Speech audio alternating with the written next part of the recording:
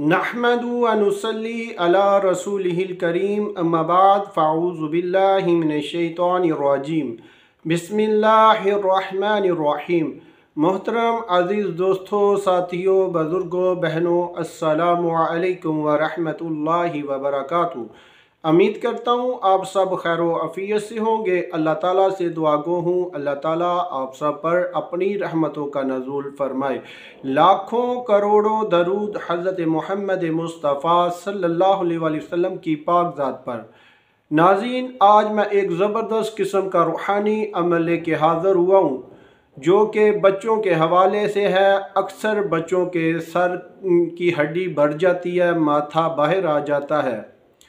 आज के दौर में मैं बहुत सारे मरीज़ों को ऐसे देख रहा हूँ। हमारे यहाँ जितने भी बच्चे लेके आते हैं तो ज़्यादा 100 में से 99 ऐसे बच्चे हैं कि जिनके माथे की हड्डी, ये वाली हड्डियाँ दोनों बाहर आ जाती हैं। ठीक है, उन बच्चों के लिए एक ज़बरदस्त किस्म का रूहानी अमल लेके हाज़िर हुआ हूँ जो कि मैं ख़ुद बच्चों को इस अमल को बच्चों के लिए ये अमल करता हूँ। बच्चों को ये नक्श लिख कर देता हूँ। ऐसा ज़बरदस्त किस्म का ये नक्श है कि इंशाअल्लाह ताला एक बार के अमल करने से बच्चे का बड़ा हुआ माथा, बड़ी हुई हड्डी इंशाअल्लाह ताला वो अपनी जगह पे आ जाएगी। हज़ारों लोग हमारे यहाँ आते हैं तो सबको हम यही नक्श लिख कर देते हैं। इसी नक्श के ज़रिए अल्लाह के फजलो करम से हज़ारों बच्चों ने शिफा याबी हासिल की है।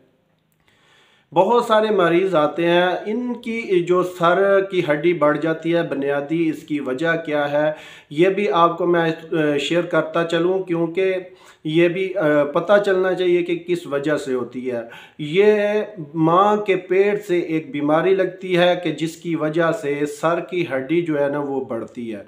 ठीक है, माँ के पेट में जब बच्चा होता है तब पेट के अंदर माँ को हल्की दर्द शुरू होती है, खुद ब खुद शुरू हो जाती है, खुद बंद हो जाती है। ना उसके लिए इंजेक्शन की ज़रूरत होती है, ना कोई मेडिसन के लिए।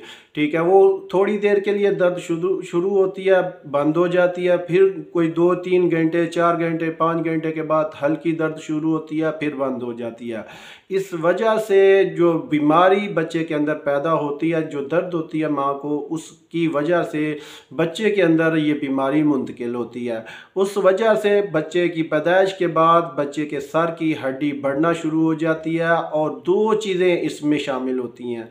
एक, बच्चे की हड्डी का ज़्यादा बढ़ती है और दूसरी, हड्डी बिल्कुल छोटी रह जाती है। बहुत सारे बच्चों के अंदर आजकल ये मर्ज़ पैदा हो चुका है कि बहुत सारे बच्चों का सर बिल्कुल छोटा रह जाता है या बड़ा हो जाता है, माथे की हड्डी बाहर आ जाती है। इन दोनों के लिए मैंने एक बहुत ज़बरदस्त अमल लेके हाज़िर हुआ हूँ। तो शुरू करते हैं आज के अपने अमल को। उम्मीद करता हूँ आप लोगों को आज का हमारा अमल बहुत पसंद आएगा। मोहतरम नाज़रीन, आपको नज़र आ रहा है ये आपने 16 खानों वाला नक्श बनाना है। ठीक है, इस तरह आपने ये खाने बना लेने हैं। मैंने आप लोगों के लिए आसानी के लिए ये पहले बना के रखा हुआ है।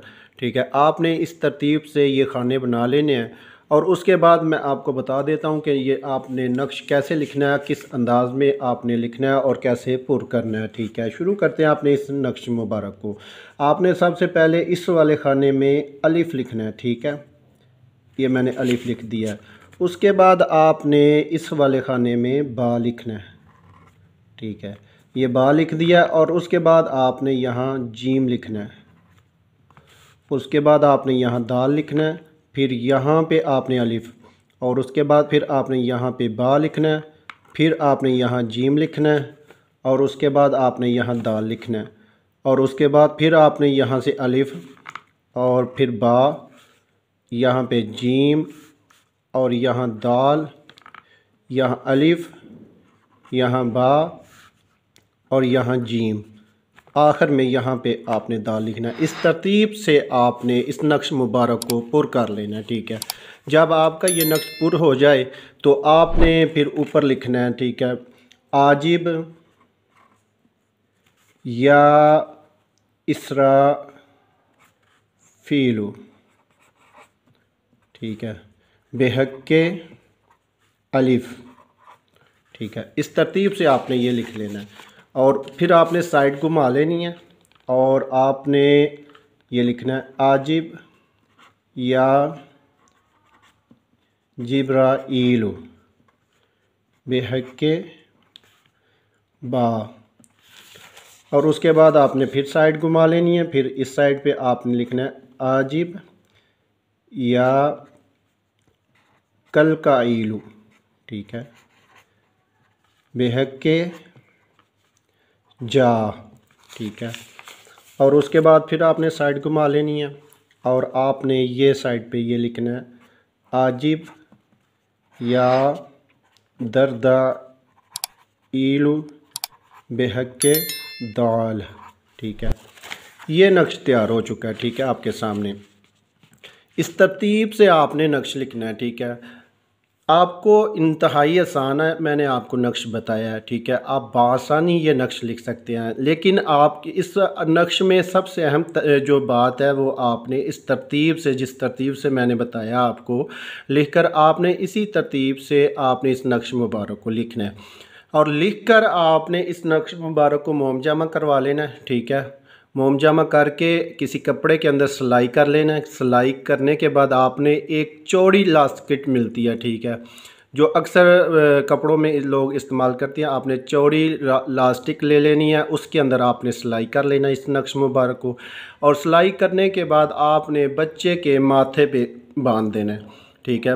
नक्श बांधने के बाद आपने इस तरतीब से बांधना कि एक जैसे रेबन होता है ना, वैसे आपने बच्चे के माथे पे ये नक्श आना चाहिए। और नक्श जब आप लिख कर बांध देंगे तो आपने मसलसल 11 दिन इस नक्श मुबारक को माथे पे बांध के रखना है, ठीक है। सिर्फ 11 दिन, इंशाअल्लाह ताला 11 दिन के अंदर अंदर ये नक्श मुबारक के वजह से जो भी बच्चे का सर बढ़ चुका होगा, माथे की हड्डी बाहर आ चुकी होगी, इंशाअल्लाह ताला वो 11 दिन के अंदर अंदर हड्डी मुकम्मल अंदर चली जाएगी और माथा अपनी खूबसूरती शक्ल के साथ बिल्कुल ठीक हो जाएगा, ठीक है। बहुत ज़बरदस्त है, ज़बरदस्त किस्म का ये अमल है। हम हर एक मरीज़ को ये नक्श मुबारक को लिख कर देते हैं, तो मैंने सोचा आज आप लोगों के साथ भी शेयर कर दूं।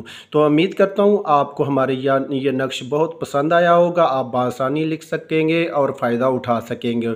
तो ये था हमारा आज का रूहानी अमल। उम्मीद करता हूँ हमारी ये वीडियो आपको पसंद आई होगी। हमारे चैनल को सब्सक्राइब कर दें, लाइक कर दें और अपने तमाम जानने वालों के साथ इस नक्श मुबारक को शेयर कर दें।